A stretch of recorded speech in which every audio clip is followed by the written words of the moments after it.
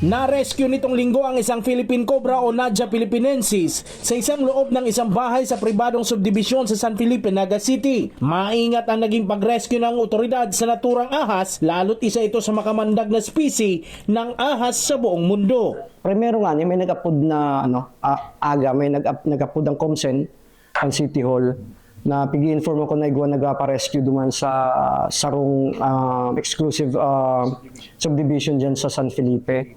So nagduman ako. Unfortunately, pag-abot ko duman, mayo na si Hala. Sabi niya, Cobra nasa loob consent ng CR.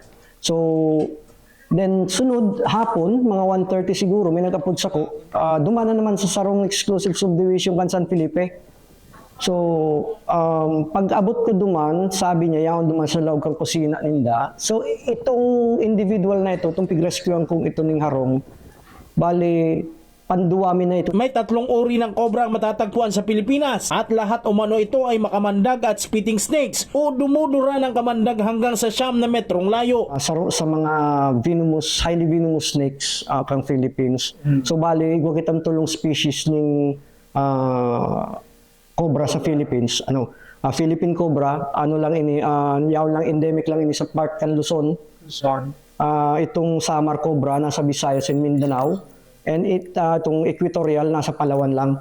Ini pong tulong species na ini kang cobra para po sa karamang kang gabos. Gabos po ini tulong ini spitting. Gusto sabihin nagtutup ga po ini kamandag. So ang sakuyang suggestion sa mga tao, lalo na sa mga nagenyos, na kung sakaling maka-encounter ka mo kay ni day ka mo magprobar na gadanon ini. Minsan pag-threatened na ini, nagtutup ga po ini yung kamandag, ang inaabot po kan sa iyang kamandag nasa 9 feet. May ilang species na din ng ahas ang itinon over nitong nagdaang araw sa Senro. Meron din naman pinakawalan sa wild o natural habitat ng mga ahas at mawalang pagpatay sa mga ito dahil saklaw ito ng Wildlife Resources Conservation and Protection Act sa Pilipinas. Advice mi lang po kung sakali maka-encounter ka mo, apudan po tulos kami sa samuyang hotline number 0906-650-4961 or 0962-282-1056 maski anong oras po ni daw. Alanganon maning banggi or alanganon maning magahon, ma-responde po ang grupo. Ang Philippine Cobra,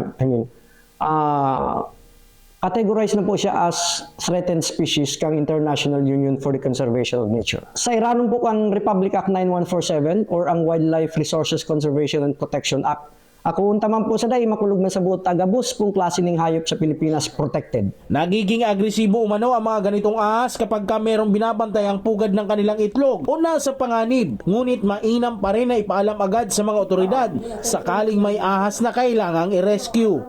Jan Amador, CSN.